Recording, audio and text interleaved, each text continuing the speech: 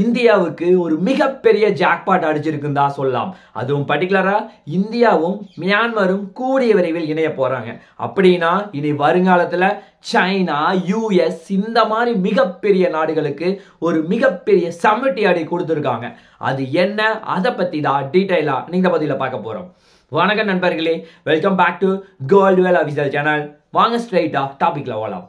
First நம்ம பார்க்க போற ஒரு முக்கியமான விஷயம், இந்தியாவும் மியான்மரும் கிட்டத்தட்ட பார்டர்ஸ் 1650 கிலோமீட்டர் பக்கமா கவர் ஆகுது. ஆனா இந்த பார்டர்ஸ்ல கம்பி வேலியை அமைக்க கிடையாது. அதுக்கு காரணம் இந்த பார்டர்ஸ் நிறைய பிரச்சனை இல்லாத காரணத்தினால நம்ம கம்பி வேலியை அமைக்காம இருக்கோம். அதே மாதிரியே இங்க இந்தியால 5 முக்கியமான ஸ்டேட்ஸ் கவர் ஆகுது. அதுவும் பர்டிகுலரா நாகாலாந்து, மிசோரம், மணிப்பூர், அருணாச்சல பிரதேசம் இந்த மாதிரி நிறைய பகுதிகள் கவர் ஆகுது. ஆக்சுவலா இப்போ அங்க ராணுவ ஆட்சிகள் நடந்துட்டு இருந்தாலும் அங்க 3 முக்கியமான பிரிவுகள் இருக்காங்க. ஃபர்ஸ்ட் அரக்கன் ஆர்மி, அதே மாதிரி ரிபிள்ஸ், ரோஹிங்கியா இந்த மாதிரி நிறைய பிரிவுகள்ல அங்க மக்கள் பிரிஞ்சு கிடக்குறாங்க. அதனால அங்க அவ்வளவு சீக்கிரம் யாருமே ஆட்சியை பிடிக்க முடியாது. 2021 ராணுவ ஆட்சி நிறைய கிளர்ச்சியாளர்கள் மூலமா இங்க எல்லா சுக்கு நூற நொறுங்கி அப்ப ராணுவ ஆட்சி ஆரம்பிச்சது.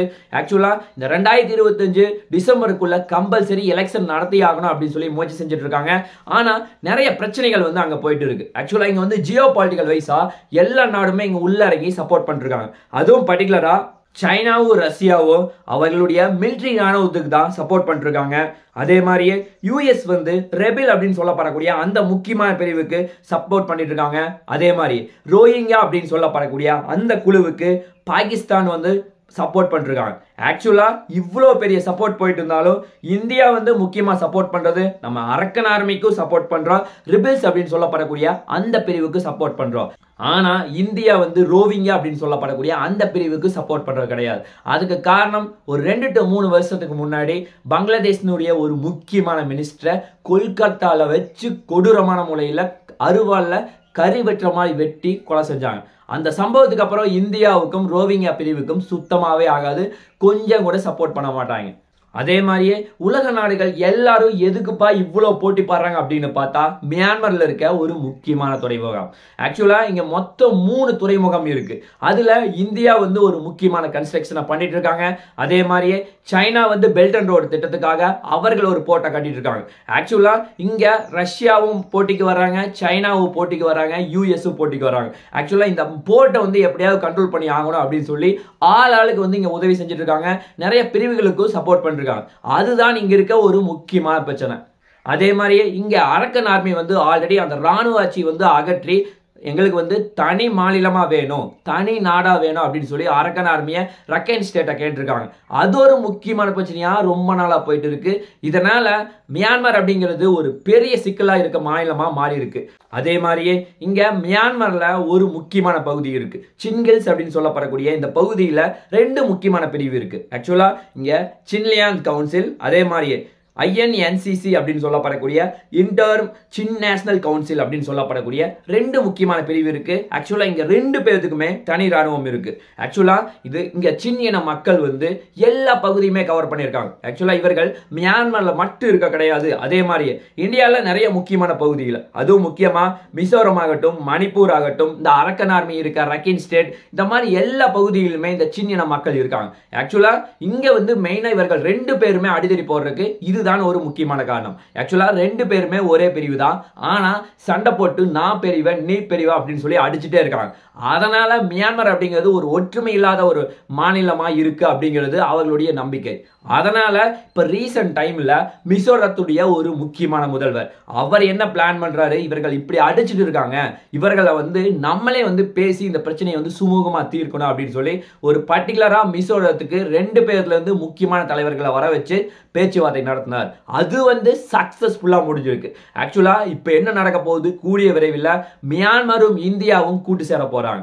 ஆக்சுவலா இந்தியாவினுடைய உதவியால் இந்த 2 இன மக்களும் ஒன்று சேர்ந்து பர்டிகுலரா ரீபிள் அப்படின்னு சொல்லப்படக்கூடிய அந்த குரூப்பையும் ரோவிங்கியா குரூப்பையும் அடிச்சு நொறுக்க போறாங்க அப்படின்றது தெல்ல தெளிவா தெரியுது. இதுக்கு இந்தியாவும் சப்போர்ட்டா இருக்க போறாங்க.